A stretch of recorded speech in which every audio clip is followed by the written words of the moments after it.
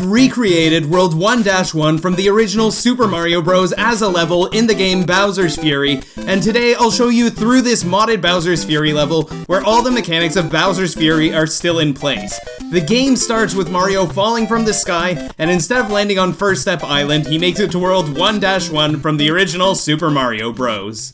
I'll show you around the level a bit before we wake up Bowser. You'll notice that these Goombas and blocks are arranged in the same way as the original Super Mario Bros. In this mod, I wanted to use assets only from the game Super Mario 3D World and Bowser's Fury without importing any extra objects or textures. But I also wanted to make the level feel like it was Bowser's Fury gameplay. So there's still the goop that damages you here, all of the mechanics like dives and wall jumps are still in the game, and I didn't restrict movement to be in only 2 dimensions. An option that you have when designing a level like this is you can remove the goop from Bowser's Fury, and if you do that, Mario instantly falls to his death, just like how falling into a hole makes you lose a life in Super Mario Bros. But I thought that the missing goop didn't look as good, and the goop fits better with the theme of a Bowser's Fury crossover.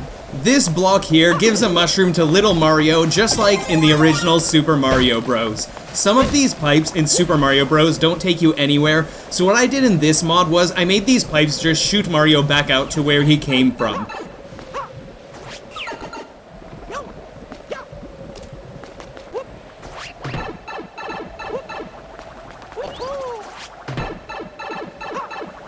As you continue on by these pipes that increase in size, just like they do in the original game, you run into another pair of Goombas. And it's kind of funny that these Goombas seem to know that they're also in a 3D world, because they can go around the pipe to chase Mario.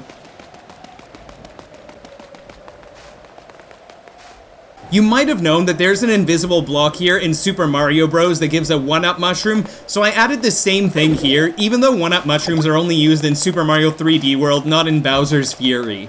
Before we continue along the level, you might know that this warp pipe here takes you down to an underground room with some coins and a pipe to let you leave. I did the same thing in this Bowser's Fury level, arranging the coins in the same way, and I used the bonus area from World 1-2 in Super Mario 3D World as a background here. And since there were no blue blocks in the game that I was aware of, I decided to use these stone blocks down here instead of the brown brick blocks because I thought that they would fit better. On the right side of the room, there's a horizontal pipe that you can enter, and there is a vertical pipe just for decoration, and I added both of them to make it look more similar to the original. You might be wondering, what is beyond this room? What is on the other side of Mario right now? You can choose to block off this area and make it impossible to see anything so that you could see is just black, but I wanted to keep some Bowser's Fury and 3D elements in this level, so I made it so that you could see out at the rest of the ocean, and you can see Bowser in the distance as well. There's an invisible wall here that prevents you from exiting into the ocean, so let's take this horizontal pipe back to the main level. Using these pipes as a shortcut makes you skip most of the level, and brings you almost all the way to the end of the level. So let me show you the parts of the level that we missed before we get this flag. If you choose to not go into the pipe near the start of the level that you could use as a shortcut, there are some Goombas up here, and you can hit this block here and get a fireflower now. You can have some fun 3D camera movements since this game is 3D, and a cool similarity that's shared between Bowser's Fury and Super Mario Bros. Is that you could only have 2 fireballs at a time. As you continue along, you have more Goombas and you have a Koopa, and these are arranged just like in the original Super Mario Bros. And the Koopa behaves just like it normally does in Bowser's Fury. And it's cool that the mechanics like going into a shell are still possible in Bowser's Fury, even though this level is designed to look like Super Mario Bros. You might know that this 1 brick block here gives you a star power-up in Super Mario Bros., so I added that to this level mod. A fun fact about Bowser's Fury is that the star power-up doesn't protect you from the goop, which still damages Mario if you go into it. And while I was making this part of the level, I actually discovered a glitch in Bowser's Fury that I haven't heard anyone talk about before. If you take damage by stepping into the goop, and you collect a star power-up right after that, then the star power-up music keeps playing, even though Mario isn't glowing. I was thinking it would eventually stop, but the music just kept playing.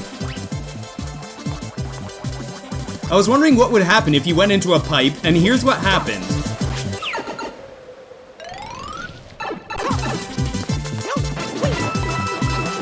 The music stopped when Mario went into the pipe, but then it keeps playing once you exit the pipe. The music keeps going until you enter a pipe, which is when the music stops momentarily, and it keeps coming back again. The funny thing is, even though this music is playing, Mario still takes damage from both enemies and the goop.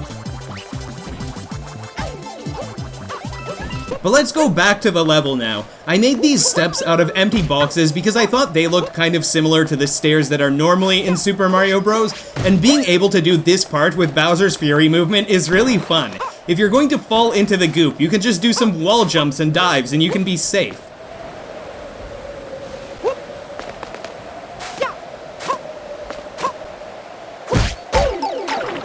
We are now approaching the end of the level, and you might be wondering what happens when you get the flag.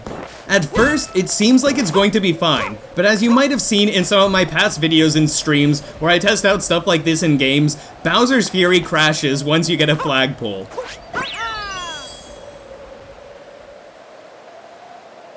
So you might be wondering what this Bowser here is for. I moved the trigger location for waking up Bowser to be near the start of the level, so once you start the level, Bowser will start shooting fireballs down on the level. And I thought this was a nice crossover of Super Mario Bros. And Bowser's Fury, seeing the fire raining down on the level, having 3D elements and movement, and the level design of the original Super Mario Bros. Game all together. One of the funniest things about this is that the fireballs that Bowser shoots out can defeat his own enemies. So in some ways the level becomes more difficult because you have to avoid the fireballs that are raining down on you, but in some ways it's easier because Bowser might destroy his own minions. Having a very narrow path that you can fall off of while the fireballs are raining down on you actually does add a bit of a challenge to a level that looks really simple otherwise, and I could have made it impossible to fall off the sides of the level when I was designing this, but I really wanted to keep the goop mechanics in this crossover between these two levels to keep some elements from both games in the mod, so I'm really glad that you could walk off of the sides and fall into the goop. And to make this level possible to complete, let's add a cat's shine at the end instead of a goal flag, which just crashes the game, and we can get the Super Mario Bros. World 1-1 cat's shine. I've put other levels in Bowser's Fury as well, and I have some more custom Bowser's Fury mods that you might be interested in if you enjoyed this video. I thought this was a really fun twist, and it's great to see Bowser blasting fire at you, and not only trying to destroy you, but the level that you're trying to make progress through.